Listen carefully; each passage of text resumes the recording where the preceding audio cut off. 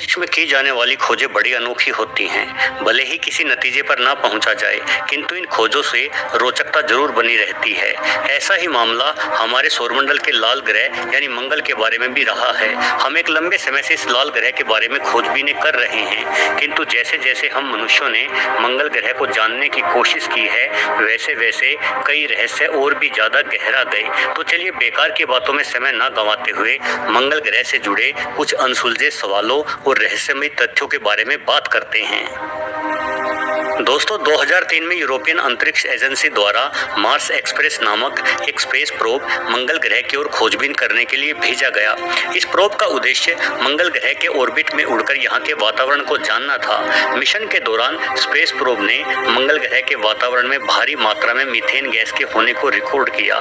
Methane एक रंगहीन, गंधहीन और ज्वलनशील गैस होने के साथ साथ एक सबसे सामान्य जैविक गैस भी है, जो पृथ्वी पर मुख्य रूप से पशुओं के पाचन के बाद उनके मलमूत्र से निकलती है। किंतु मंगल पर तो कोई जिंदा जीव है ही नहीं, तो वहां इस गैस का स्रोत क्या है? कुछ वैज्ञानिकों के अनुसार ये गैस मंगल ग्रह की जमीन के नीचे से निकल रही है, क्योंकि मंगल की जमीन के नीचे पानी और सूक्ष्म जीव मौजूद हैं जो इस गैस को पैदा कर सकते हैं। वहीं 2014 में मंगल ग्रह पर भेजे गए क्यूरोसिटी रोवर ने भी मीथेन गैस की बड़ी मात्रा को दर्ज किया। मीथेन की खोज ने मंगल के रहस्यों को सुलझाने की बजाय और ज्यादा उलझा दिया, क्योंकि ये गैस बंजर माने जाने वाले इस ग्रह पर जीवन का बड़ा संकेत देती है।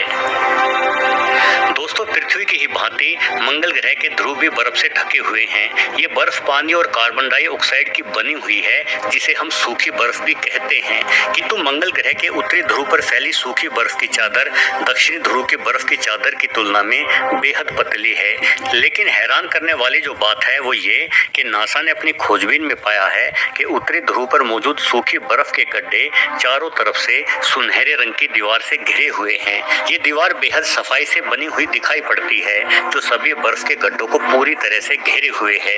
वैज्ञानिक सालों से माथापच्ची करने के बाद भी ये पता नहीं कर पाए हैं कि आखिर ये सुनहरी दीवार किस चीज की बनी हुई है। दोस्तों, अंतरिक्ष वैज्ञानिक मंगल ग्रह के उत्तरी और दक्षिणी गोलार्ध को लेकर भी हैरान रहे हैं। मंगल का उत्तरी गोलार्ध बिल्कुल समतल या कहिए सपाट है, वहीं दूसरी ओर मंगल ग्रह का दक्षिणी ध्रुव बेहद उबड़ खाबड़ एवं गड्ढे नुमा है। यह क्षेत्र उत्तरी गोलार्ध की तुलना में 4 से 8 किलोमीटर ऊंचा भी है। कुछ वैज्ञानिकों के अनुसार दोनों गोलार्ध में इतना अधिक अंतर होने का कारण है पानी। माना गया है कि अतीत में किसी समय मंगल का उत्तरी गोलार्ध पूरी तरह से पानी में डूबा हुआ था। पानी की लहरें टकराने के कारण ही ये गोलार्ध समतल हुआ होगा, परंतु कुछ वैज्ञानिक ये भी कहते हैं कि करोड़ों साल पहले प्लूटो मैट्रिमोनी ऐप पे तो प्रोफाइल बनानी थी, पर अपना नंबर और डिटेल शेयर करने के बारे में अनश्योर थी। पर फिर मेरे फ्रेंड्स ने कहा जीवनसाथी.com डाउनलोड करना यार। यहाँ ऐप पर ही बिना अपना नंबर शेयर करे सबसे चैट करो, और वो भी बिल्कुल free. Download the app now.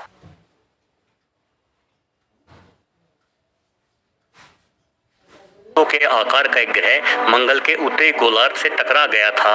इस टक्कर के कारण मंगल का एक बहुत बड़ा हिस्सा बेहद सफाई से कट गया, जिस वजह से उत्तरी गोलार्ध इतना सपाट और चिकना दिखाई पड़ता है।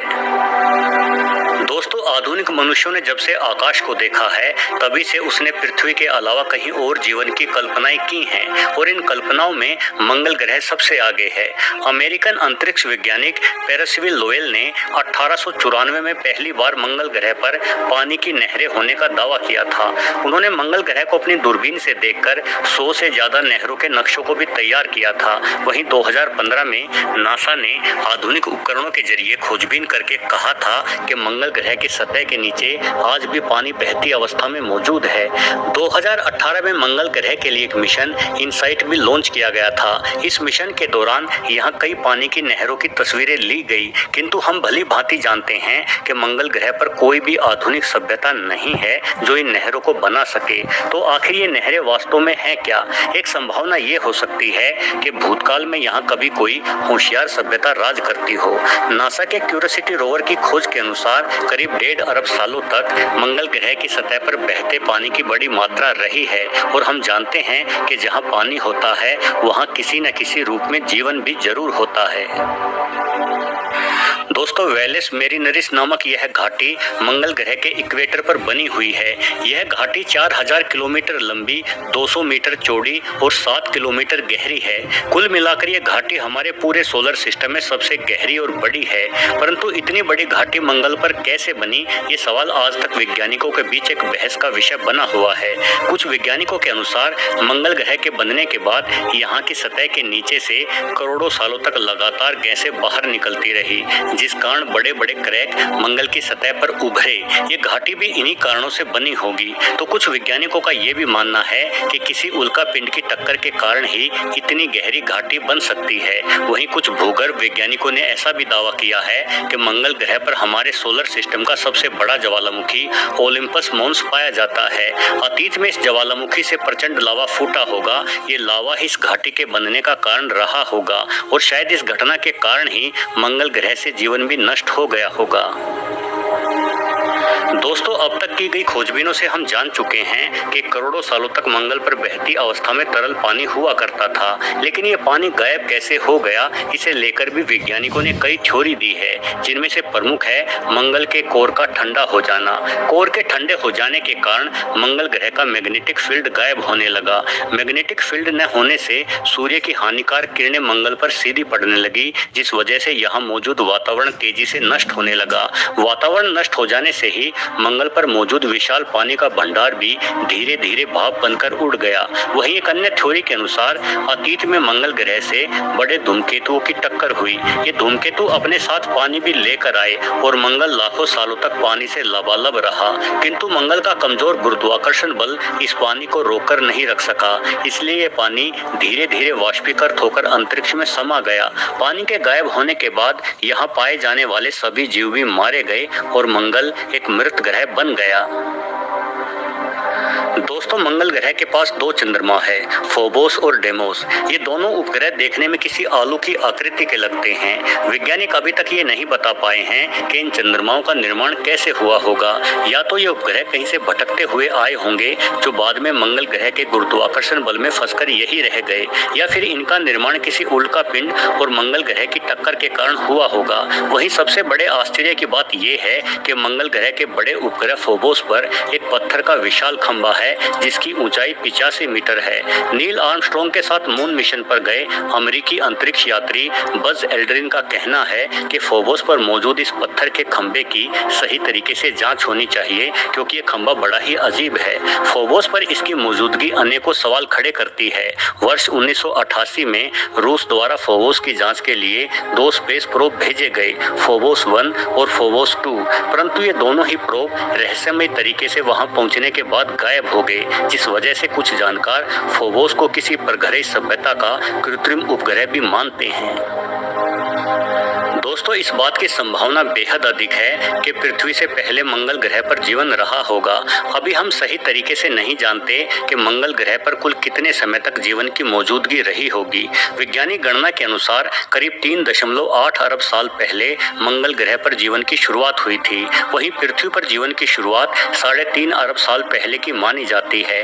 यानी अगर हम मंगल ग्रह से उल्का पिंड की टक्कर की थ्योरी को सही माने तो हो सकता है कि इसी उल्का पिंड से हुई टक्कर के कारण मंगल ग्रह के सूक्ष्म जीव छिटककर पृथ्वी तक आ गए हों और इन्हीं सूक्ष्म जीवों से पृथ्वी पर जीवन की शुरुआत हो गई।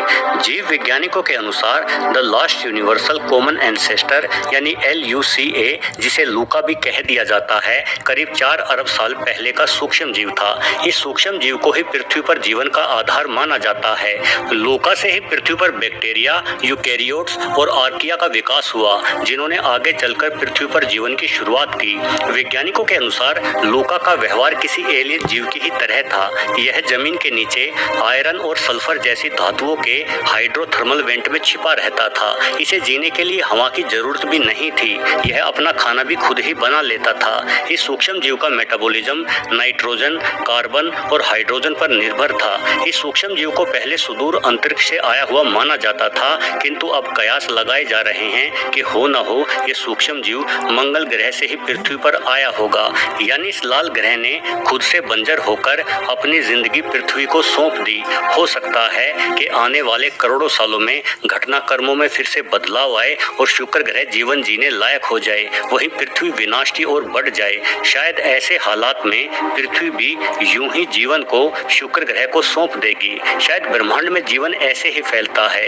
ये जीवन एक दिए की लौ की तरह है, जहाँ एक दिया बुझने से पहले दूसरे को रोशन कर देता है। वीडियो देखने के लिए आप